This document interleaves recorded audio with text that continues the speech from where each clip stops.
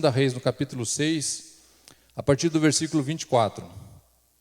O versículo 24 diz assim: algum tempo depois, Ben-Hadad, rei da Síria, mobilizou todo o seu exército e cercou Samaria. O cerco durou tanto e causou tanta fome que uma cabeça de jumento chegou a valer 80 peças de prata e uma caneca de esterco de pomba, 5 peças de prata. Agora lá no versículo 33. Enquanto ainda lhes falava, o mensageiro chegou. Na mesma hora o rei disse: essa desgraça vem do Senhor. Por que devo ainda ter esperança no Senhor? Agora lá no capítulo 7, no versículo 1. Eliseu respondeu: ouçam a palavra do Senhor. Assim diz o Senhor: amanhã, por volta dessa hora, na porta de Samaria, tanto uma medida de farinha como 2 medidas de cevada serão vendidas por 1 peça de prata. Versículo 9. Então disseram uns aos outros: não estamos agindo certo. Esse é um dia de boas notícias e não podemos ficar calados. Se esperarmos até o amanhecer, seremos castigados. Vamos imediatamente contar tudo no palácio do rei. E agora no versículo 16.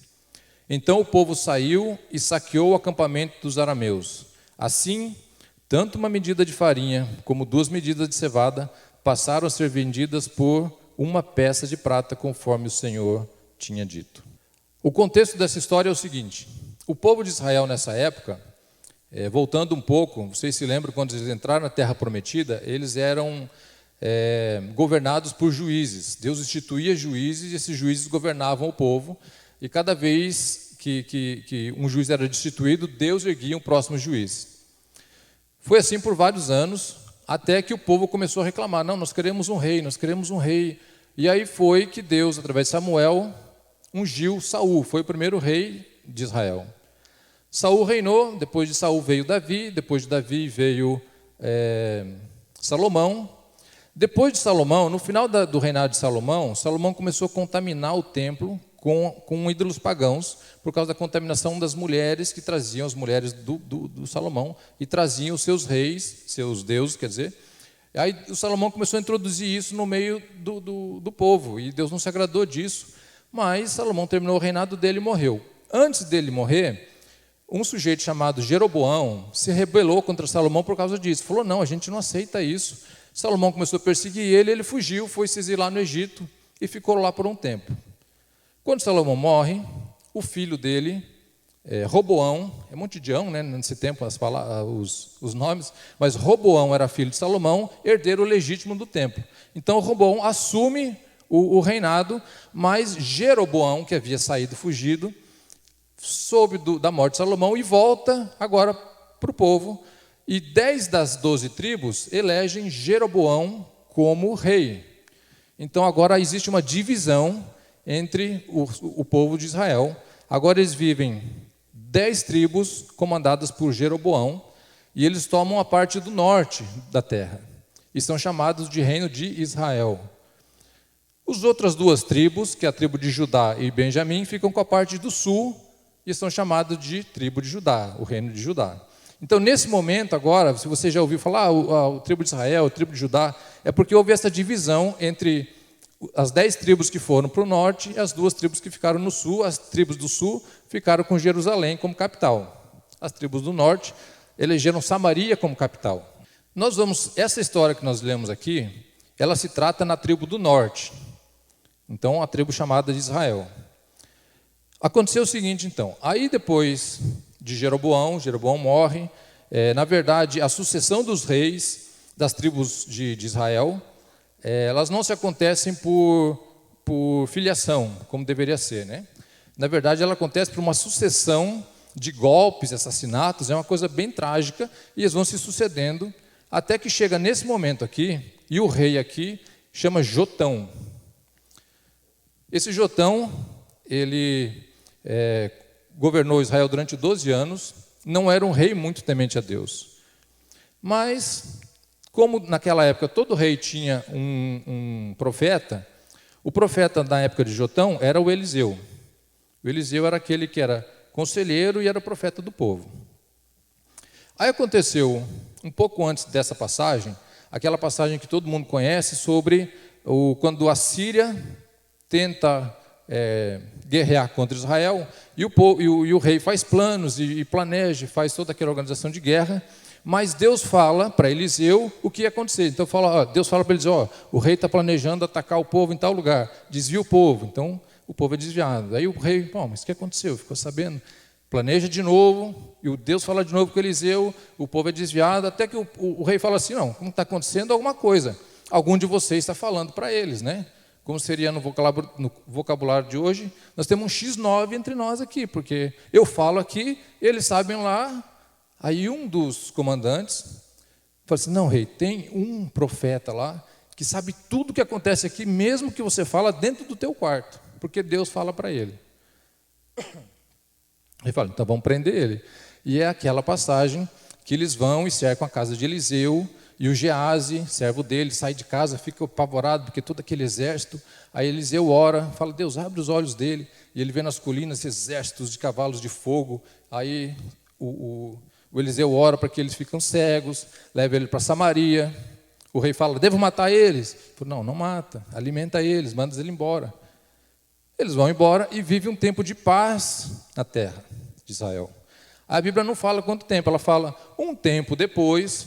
Então, depois que isso aconteceu, ele desistiu da guerra, mas um tempo depois, ele resolve guerrear de novo contra Israel.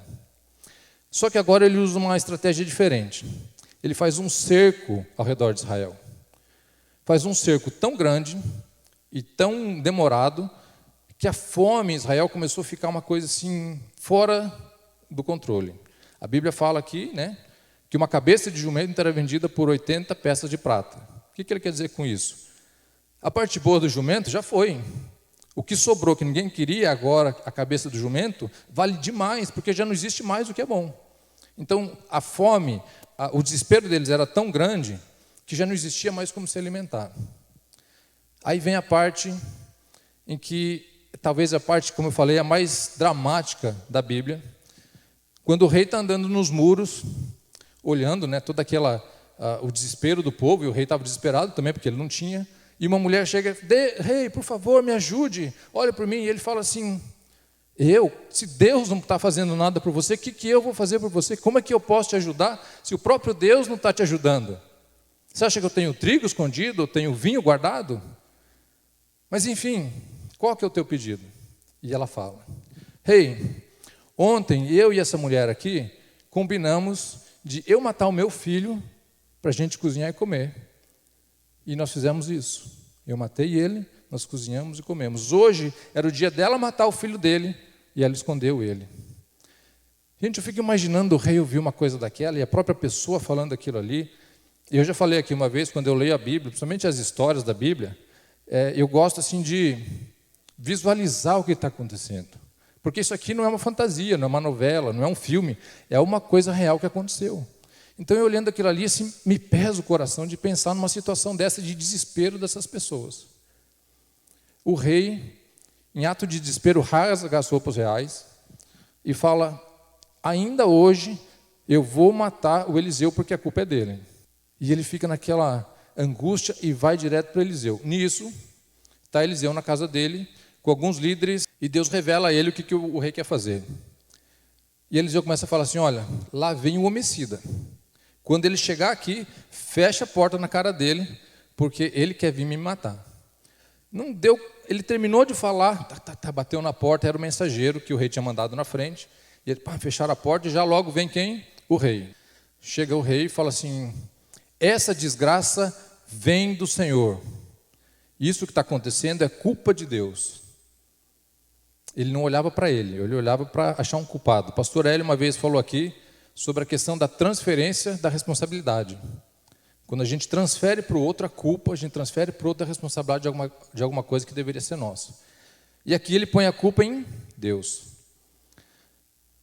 Aí o Eliseu olha para ele e fala assim, olha, ainda amanhã, nessa mesma hora, por volta dessa mesma hora, ali em Samaria vai ser vendido uma medida de farinha e uma medida e meia de cevada por uma peça de prata. Ou seja, era uma coisa que, se uma cabeça de jumento estava sendo vendido por tão caro, um copo de esterco de pomba por tão caro, era impossível, segundo eles. Tanto que o servo do rei olha para o Eliseu e fala assim, eu imagino nesse momento assim, uma cena meio que o servo com a cara de deboche, aí como se fosse um filme, né? Corta para o servo assim, ele fala assim, ainda que Deus abrisse a janela do céu, isso não aconteceria. Aí o Eliseu, a Bíblia não dá muitos detalhes de Eliseu, mas os historiadores dizem que ele era uma pessoa calma, serena. Eu imagino que nesse momento Eliseu olha para ele assim e fala assim, olha, então você vai ver isso, mas você não vai comer, porque você está duvidando da palavra de Deus. Fica por isso, eles saem. Naquela noite, tinham do lado de fora, a cidade de Samaria era uma cidade cercada, então do lado de fora ficavam os leprosos, porque eles não podiam entrar na cidade porque eles eram imundos, né? Tinham 4 leprosos perto do portão, naquele desespero. Imagina, se lá dentro tinha comida, lá fora, então muito menos. Aí falaram, vamos fazer o seguinte, se a gente ficar aqui, a gente vai morrer. Vamos lá no exército sírio, pelo menos a gente tem uma chance, tipo assim, a última cartada. Se a gente chegar lá e eles matarem a gente ia morrer aqui, ia morrer lá, vamos morrer de qualquer forma, mas vamos morrer tentando. Aí eles vão, os 4 leprosos vão em direção para o exército de noite. Quando chegam lá, silêncio total. Só o grilo, não escutava nada. Eles vão entrando devagarzinho, abre uma tenda, não tem ninguém. Eles meio, imagina, assustados, vê aquilo ali, morrendo de fome, imagina, agarra um pão daquele, comida, começa a comer, se fartar. Olha, não tem nada, tem um caneco de ouro, tem não sei o que, eles carregam aquilo, vamos esconder isso aqui, vai, cava um buraco, guarda aquilo ali, volta, vai para outra tenda, daí cai em si e fala, opa, peraí, o que nós estamos fazendo? Essa boa nova tem que ser compartilhada com eles, nossos irmãos estão lá, morrendo, vamos lá falar para eles. E eles voltam para o palácio, não pode entrar, lógico, né? Avisa o sentinela, olha, nós fomos lá no exército sírio, e não tem ninguém lá, está tudo vazio, está tudo deserto, deixaram tudo. Não, como assim, né? Chama o rei, acorda o rei de madrugada, rei, aconteceu assim, assim, assim. Aí o rei, com toda a sua sabedoria, fala, para, eu sei o que eles estão fazendo. Eles saíram do acampamento e estão escondidos nas colinas, para que, aí eles sabem que a gente está com fome, que a gente vai acabar saindo, indo lá, quando a gente estiver lá, eles vão pegar a gente. Lógico, né? Um rei racional. Aí os conselheiros se reúnem e falam assim, rei, pode ser, mas vamos mandar 5 dos nossos homens para poder investigar. Vocês vão morrer aqui ou vão morrer lá, pelo menos a gente sabe o que aconteceu. Aí ele então pega 5 dos homens deles, pegam 2 cavalos que tinham sobrado e manda em retirada para poder procurar o exército arameu, que é o exército sírio. E eles vão, chegam, começam a investigar as pegadas, vão indo, começam a ver no caminho roupa largada, arma largada, como se estivessem correndo muito mesmo, fugindo, até o Rio Jordão, não encontram ninguém, nada a não ser coisa largada para trás. Voltam para a cidade e avisam o rei o que tinha acontecido. Antes disso, só fazer um parênteses aqui para lembrar, a questão da rixa que tinha entre o Jorão e o Eliseu, que eles não se davam bem, porque numa passagem um pouquinho anterior, no capítulo 3, ela narra de uma outra situação de guerra contra Israel, que nessa época eram os moabitas, que estavam debaixo do jugo de Israel, se rebelam contra Israel. Israel chama o reino do sul, Josafá, que era o rei do reino do sul, Judá, para poder ajudar ele, e Efraim, que era um outro reino, para poder guerrear contra os moabitas. Quando eles chegam, isso é só um parênteses para vocês entenderem por que era essa rinha. Quando eles chegam lá para poder ir para a guerra, fala, para onde que a gente vai? Aí o Jotão fala assim, vamos pelo deserto de Efraim. Eles vão pelo deserto, 7 dias de caminhada, depois de 7 dias acaba a água. No meio do deserto, aqueles soldados, um monte de soldado, animal, não tem mais água. Aí fala, daí o Jotão, esse rei aqui, fala, será que Deus trouxe a gente aqui, juntou os 3 reis para morrer no meio do deserto, entregar a gente para os moabitas? O coração dele não estava nada em Deus, era tudo na cabeça dele. Mas nessa situação tinha Josafá, que era o rei de Judá, temente a Deus. E Josafá fala assim, existe algum profeta por aqui? Aí um dos soldados fala, tem Eliseu, então chama ele que ele tem a palavra de Deus. Onde ele foi buscar a solução? Aí chama Eliseu. Quando eles chegam para conversar com Eliseu, Eliseu olha para ele e fala assim, você? Eu vou dar conselho para você, falando para Jotão. Vai procurar os profetas do teu pai, da tua mãe. Quem que eram os profetas do pai e da mãe dele que estava falando? Os profetas de Baal. Jotão era filho de Acabe com Jezabel. Esqueço o nome da Jezabel. Jotão era filho de Acabe com Jezabel. Você lembra do Elias, os 400 profetas de Baal? E Jotão era filho deles. Aí o Eliseu fala assim, vem falar para mim, vai procurar os profetas do teu pai e da tua mãe. Aí eles insistem, aí ele vira para Josafá e fala, olha, em respeito a você, que é temente a Deus, eu vou falar o que fazer. E ele dá a dica para eles, olha, vai lá, cava em poços, que vai vir a água e tal. E Deus dá o livramento para eles. Então Jotão e Eliseu já não tinham um bom relacionamento. Mas quando tudo isso acontece, aí quando o rei fica sabendo de tudo isso que está lá, chega lá, o exército, os soldados que foram ver, o exército fugiu, aí o povo vai, invade o exército sírio, o acampamento sírio, e se farta, e se enche, e acaba toda aquela fome, e aí nesse momento é vendido uma medida de farinha, uma medida e meia de cevada, por uma peça de prata. Aí lembra daquele sujeito que o Eliseu tinha falado que ia ver e não ia comer? Esse sujeito, o rei tinha colocado na porta da cidade para poder cuidar da porta. Quando o povo fica sabendo disso e começa a vender ali as coisas baratas desse jeito, aquela multidão pisoteia e mata esse servo do rei.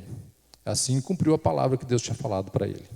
É uma história que parece um conto, mas é uma história verídica, e é uma história que ela tem muito a ver com a nossa vida de hoje. Mas como assim? Nós vivemos uma situação tão diferente, nós vivemos uma situação tão mais tranquila, em certo modo, mas, por outro lado, nós temos um estilo de vida que a gente pode comparar muito com isso. Eu sempre, quando estou estudando, eu sempre procuro ver o que aquilo aplica na minha vida. E quando eu estava vendo essa passagem, o Espírito Santo foi falando no meu coração e foi colocando dentro de mim alguma coisa assim que nós vivemos hoje e que está muito parecido com o que eles estavam vivendo nessa época. O cenário que eles estavam vivendo aqui de opressão, o cenário que eles estavam vivendo de ameaça, muitas vezes nós vivemos hoje da mesma forma. Talvez não uma ameaça física, não tem ninguém cercando a nossa cidade aqui, se bem que existem lugares do mundo que estão sofrendo uma ameaça talvez muito parecida com essa daqui, mas nós temos enfrentado ameaças de outros níveis, de outros tipos, e muitas vezes, como o próprio Kisney falou aqui, espirituais, não físicas e materiais. Ameaças que criam barreiras em volta de nós, muralhas em volta de nós, e quando a gente olha, a gente não vê solução, a gente só vê um muro de problema, um muro de dificuldade, e aquilo vai causando um medo, uma angústia, uma depressão, porque a gente olha em volta, só vê o muro, e a gente fica ali preso naquele muro. Nossos inimigos hoje, muitas vezes, eles não atacam a gente diretamente, mas eles nos cercam e vão nos matando aos pouquinhos, e vão sugando as nossas energias aos pouquinhos. E a gente vai cedendo a isso, e a gente vai se convencendo que a gente não consegue vencer aquilo. A gente vai se convencendo de que o mundo é isso que a gente está olhando, e eu tenho que ficar convencido de que aquilo ali é a verdade de hoje, que eu não tenho força para poder atacar aquilo ali. Infelizmente, é comum, nós vemos nos dias de hoje, índices de depressão, índices de suicídio cada vez maiores, porque as pessoas olham em volta e só veem muros, só veem barreiras, só veem problema. Isso pode vir na forma de uma notícia ruim, pode vir na forma de uma doença, pode vir na forma de uma situação que você está enfrentando. Várias formas diferentes podem criar esse muro em volta de nós, e nós podemos olhar para ele e pensar que eles são intransponíveis. A situação, quando ela chega num ponto, ela faz com que a gente consiga enxergar o problema e não enxergar a solução. E quando nós enxergamos isso e não baseamos a nossa solução nos princípios bíblicos e usamos a nossa racionalidade, assim como o rei usava, peraí, eu sei qual que é a solução, nós começamos a fazer as coisas baseadas nas circunstâncias que estão em volta de nós. Ou seja, o que eu posso fazer? O que eu consigo fazer? O que a minha força me leva? Até onde eu consigo andar? E a gente vai tendo ideias, assim como o rei teve, e a gente não consulta Deus, fala, não, isso aqui eu resolvo, isso aqui é comigo, eu tenho que dar um jeito. E a gente começa a viver de forma carnal.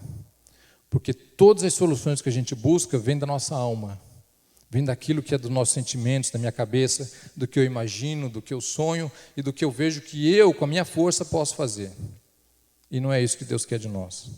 Nós começamos a sacrificar aquilo que nós amamos, e nós começamos a desperdiçar tudo aquilo que nós temos, porque nós estamos indo da maneira errada. Ficamos cegos com relação às coisas que acontecem em volta de nós e esquecemos quem é o verdadeiro consumador de todas as coisas, autor e consumador de todas as coisas. Mas eu sei disso. Mas na hora do desespero, que a gente só vê barreira, só vê muralha em volta da gente, a gente fala, cadê a solução? Aí nós sentimos fracos, amedrontados, e cada vez nós vamos cavando mais nesse buraco, e cada vez nós vamos olhando mais para baixo, e cada vez nós vamos afundando mais nisso. Estamos sozinhos. Mas ainda existe Deus em Israel, e ainda existe Deus na nossa vida. E é esse Deus de Israel, é esse Deus que usou Eliseu para trazer a vitória, para declarar a vitória para ele, existe ainda nos dias de hoje, e é esse Deus que declara a vitória para a nossa vida.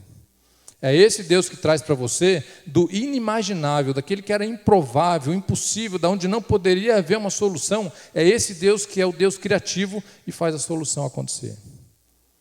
Quando a gente pensa que tudo está acabado, não, agora não tem mais de onde vir. Eu fico fascinado porque é nesse momento que a gente vê a criatividade de Deus. Eu vejo uma planta, eu vejo várias coisas que tem na natureza, como Deus foi criativo de colocar tudo isso junto. E a criatividade de Deus não fica só nisso, nas soluções que acontecem na nossa vida, vem da parte criativa de Deus. Quando você pensa numa solução, nossa solução normalmente é lógica, né? Não, 1 mais 1 é 2, então 2 é solução.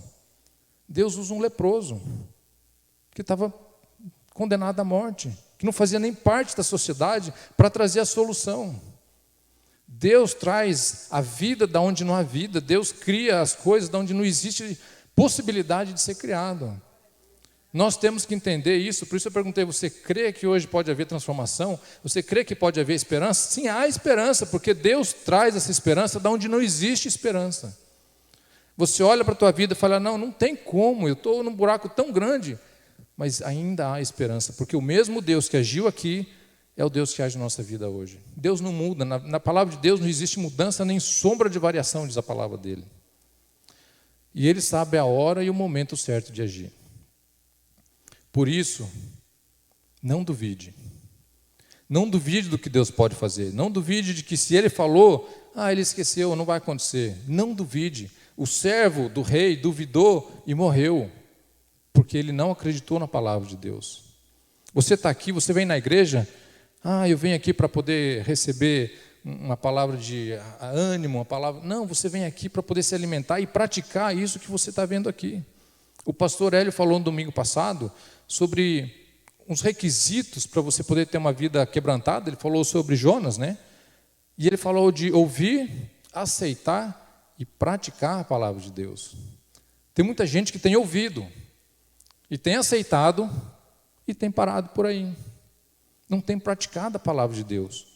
Isso que nós fazemos aqui todo domingo, de vir aqui e ouvir, é tão bonito, tão gostoso estar aqui entre irmãos, mas nós temos que ouvir, nós temos que aceitar e temos que praticar a palavra de Deus. Eu coloco em prática a palavra de Deus quando? Quando eu estou no momento de dificuldade, quando eu estou no momento de incerteza, quando eu estou no momento de angústia. Aí eu aceito e eu coloco em prática. Deus, a tua palavra me diz que eu sou mais do que vencedor em todas as coisas. A palavra de Deus fala que todas as coisas contribuem para o meu bem. Por que eu estou tão desesperado assim? Nós temos que entender que o coração quebrantado, como também o pastor Hélio falou semana passada, e eu conversando no nosso grupo na quarta-feira, eu falava que não é só um coração quebrantado, mas é um coração quebrantável, que nós temos que estar dispostos, todo momento estar dispostos, porque a gente vai vivendo e vai se acostumando com as coisas e o coração vai petrificando. E nós temos que ter a disposição de quebrar esse coração petrificado uma vez, 2 vezes, 3 vezes, 4 vezes, quantas vezes foram precisas para poder receber a palavra de Deus.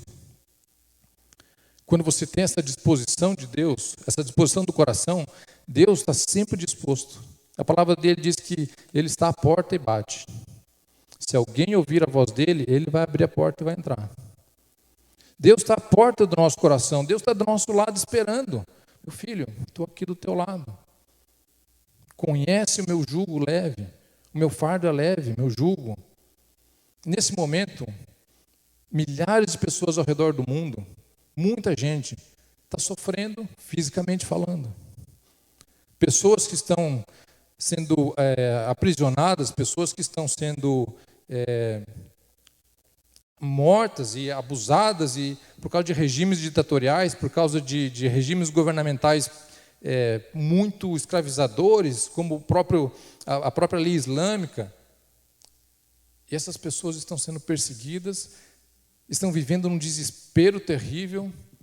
E nós daqui, nessa paz que nós temos, hoje eu vindo para cá, para a igreja, na rua, uma das ruas que eu saio de casa, são 5 igrejas que tem na rua, na mesma rua, 5 igrejas. Será que tem alguma delas sendo perseguida, que elas têm que se esconder para poder estar ali? Não, 5, você pode entrar em qualquer uma delas. 5, e se eu fosse contar da minha casa aqui, são muitas. Aqui em volta de nós, tem uma aqui do lado, tem uma outra ali, tem a nossa aqui.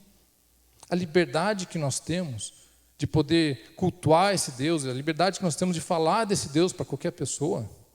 Tem gente no mundo hoje que tem que se esconder na caverna para poder ouvir a palavra de Deus. No lixão, como lá no Egito tem. Tem gente que está se escondendo, lendo uma folha da Bíblia, porque foi aquela que ela conseguiu. E nós temos a Bíblia online, nós temos a Bíblia com versões do jeito que quiser, e às vezes a gente não para um pouquinho para poder ler essa palavra, se alimentar dessa palavra. Mas é importante nós orarmos por eles. É importante nós sermos intercessores e sermos aqueles que dão suporte espiritual para eles com oração. Existe um problema tão grande quanto esse, que está muito mais próximo de nós. Pessoas que estão sofrendo, e estão sofrendo muitas vezes caladas, que estão dentro da nossa casa, que estão dentro da nossa igreja, que estão dentro do nosso círculo de amizade, e nós não estamos vendo. Pessoas que às vezes estão do nosso lado, e nós não estamos vendo. Pessoas que estão passando por angústia, por medo, por depressão, pessoas que estão se vendo num buraco, num poço, e nós não estamos vendo. É fácil a gente ver e se comover com as pessoas lá de longe, que a gente está vendo num problema lá de longe, que pela televisão a gente assiste, e a gente esquece daquele que está do nosso lado, aquele que está aqui pertinho de mim, aquele que precisa de mim. A gente vive hoje num mundo cibernético, onde todas as pessoas estão ligadas, virtualmente ligadas e conectadas. Nós temos milhares de amigos virtuais, mas ao mesmo tempo as pessoas estão desligadas sentimentalmente, porque elas se ligam no joinha, coraçãozinho, ok, mas você às vezes não tem alguém que você pode parar e compartilhar o teu problema. Você não tem alguém que você confia para poder abrir o teu coração e te ouvir. Às vezes porque não tem ninguém que tem tempo. Não, gente, agora não dá, não tenho tempo, não posso, não sei o quê. Aí posta lá no Instagram, posta lá no Facebook, foto sorrindo, na praia, não sei o quê. Mas o coração está moído, está triste, está angustiado. Mas eu não posso ficar feio, né? Como é que eu vou falar isso? Como é que eu vou falar na igreja que eu estou passando por um problema assim, estou passando por depressão? Não, isso aqui é coisa do inimigo. A gente precisa entender que o mesmo Deus que livrou o povo daquela angústia está aqui para livrar nós hoje da nossa angústia. O preconceito muitas vezes acaba gerando uma barreira maior ainda, porque não posso falar. Nossa, se eu falar eu vou pensar que eu sou fraco. As pessoas acabam olhando Deus como um ser distante, muito longe, que talvez, de vez em quando, lembra de mim, me dá o ar, eu tenho que ser grato porque Ele me dá o ar, mas Ele está tão longe, está tão lá na dele, e esquece que Ele é o Deus que está aqui do nosso lado. Mas como falou o pastor Hélio semana passada, ouvir, aceitar e praticar. Praticar depende do quê? Da minha ação. Depende de eu fazer a minha parte, de eu tomar a atitude de fazer alguma coisa. Porque Deus, Ele espera que nós nos entreguemos na presença dEle de uma forma completa. Não é entregar um pedacinho, não, eu entrego essa parte aqui, que não tem tanto problema na minha vida, eu entrego isso aqui, Deus, isso aqui você pode tomar conta, se quiser fazer o que você quiser aí, se quiser arrumar diferente os móveis aqui, você pode arrumar, mas aqui na cozinha não mexe, porque aqui na cozinha o departamento é meu. Aí você deixa Deus arrumar a sala, você deixa Deus arrumar o quarto, Deus, não esquece de tirar o pó ali, deixa bonitinho, e Deus arruma tudo bonitinho. Aí quando Deus vai entrar na cozinha, não, Deus, aqui não, a cozinha é minha. Eu vou lá, eu faço o almoço, eu levo lá na sala, mas a cozinha você não precisa entrar. Deus quer a gente por inteiro. Deus não quer um pedacinho de você. Ele deu o que Ele tinha de melhor, Ele deu o Filho dEle. Quando Ele morreu lá na cruz, Ele morreu por tudo que Ele tinha. Ele entregou tudo que Ele tinha. E às vezes a gente quer dar um pouquinho. Porque se eu for dar mais, Deus vai querer que eu dê justamente aquilo que vai contra o meu plano pessoal. Deus vai querer aquilo que vai contra o meu projeto de vida. O que a gente está fazendo? Eu estou pensando no sucesso como o mundo pensa. O que é o sucesso do mundo? Ter dinheiro, uma boa carreira profissional, ter bens, esse é o sucesso do mundo. Quanto disso vai ficar para a eternidade? Quem que vai levar o carro que comprou semana passada para a eternidade? Ninguém. Quem que vai levar junto a conta bancária? Ninguém. Só que a gente está se preocupando tanto com o sucesso, que eu falo, Deus, eu te dou tudo, mas esse meu plano de vida, meu propósito profissional, isso aqui não dá, porque se eu te der isso aqui, você vai querer que eu faça outra coisa e vai fugir do que eu planejei para mim. O que é mais importante? Qual que é a parte mais importante? Qual que é a parte que nós temos que compete com Deus? Que tem um peso? Deus, isso aqui é muito para mim te dar. Deus quer a gente por inteiro. Se a gente está vivendo no buraco, se a gente está vivendo na angústia, Ele está ali para socorrer. Ele está ali esperando que você erga a mão e fale, Deus, pega na minha mão. Mas da mesma forma que Ele está te esperando por inteiro. Ele está esperando você como um todo. Que você se dedique como um todo. Que você se entregue por inteiro na presença dEle. Deus não quer a gente pela metade. Deus quer pessoas que busquem Ele em espírito, em verdade, e entendam, assim como Paulo entendeu. E lá em Filipenses, quando ele escreve a carta aos Filipenses, no capítulo 4, no versículo 11, ele diz assim, eu sei o que é passar necessidade, e sei o que é ter fartura. Aprendi o segredo de viver contente em toda e qualquer situação. Seja bem alimentado, seja com fome, tendo muito ou passando necessidade. Tudo posso naquele que me fortalece. Paulo entendeu que não é a circunstância da vida que faz eu ficar melhor ou pior. Paulo entendeu que as barreiras da vida dele não são o quanto ele tem ou o quanto ele deixou de ter. Ele entendeu que o que Deus tem para ele é muito maior e tem muito mais valor do que qualquer coisa que ele está vivendo aqui. Esse é o entendimento que nós devemos ter da palavra de Deus, é esse entendimento que Ele busca de nós. Entregarmos completamente na presença de Deus. E eu queria nessa manhã que você olhasse para dentro de você. E se você está passando por essa situação de amargura, de angústia, de medo, essa é a manhã de colocar na presença de Deus. Esse é o momento da gente falar, Deus, eu preciso que você tome conta do meu coração.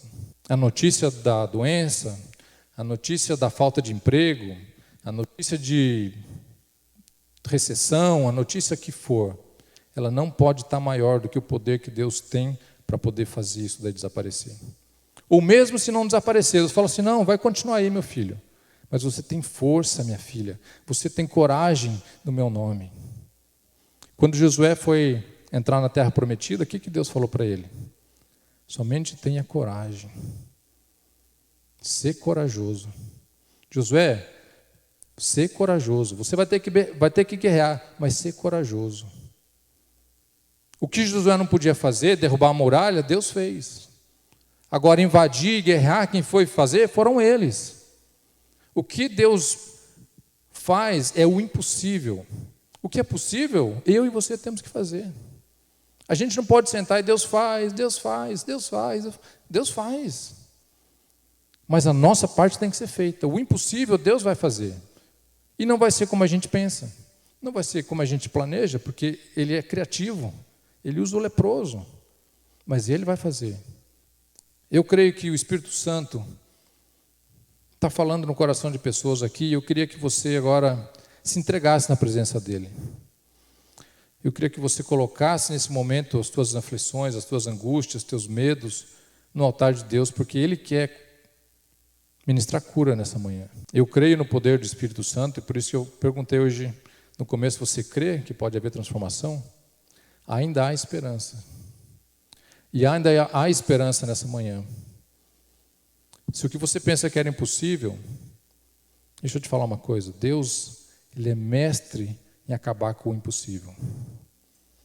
Eu acho que tem um prazer de Deus, assim, quando a gente fala, isso é impossível, aí parece que Deus age com prazer, porque Ele quer ver o impossível acontecer na tua vida. Entregue na presença de Deus agora tudo aquilo que é a carga que você está carregando. Ele fala que o fardo dele é leve, o jugo dele é suave. Você está carregando um fardo pesado? Por que você continua carregando? Você conhece a palavra de Deus? Por que você continua carregando esse fardo? O fardo de Deus é leve, o jugo dele é suave. Quando eu estudava isso daqui, o Espírito Santo falou muito no meu coração. Teve um momento que eu parei e comecei a chorar, porque a gente sabe disso e a gente continua carregando nosso fardo sozinho. Não faça isso.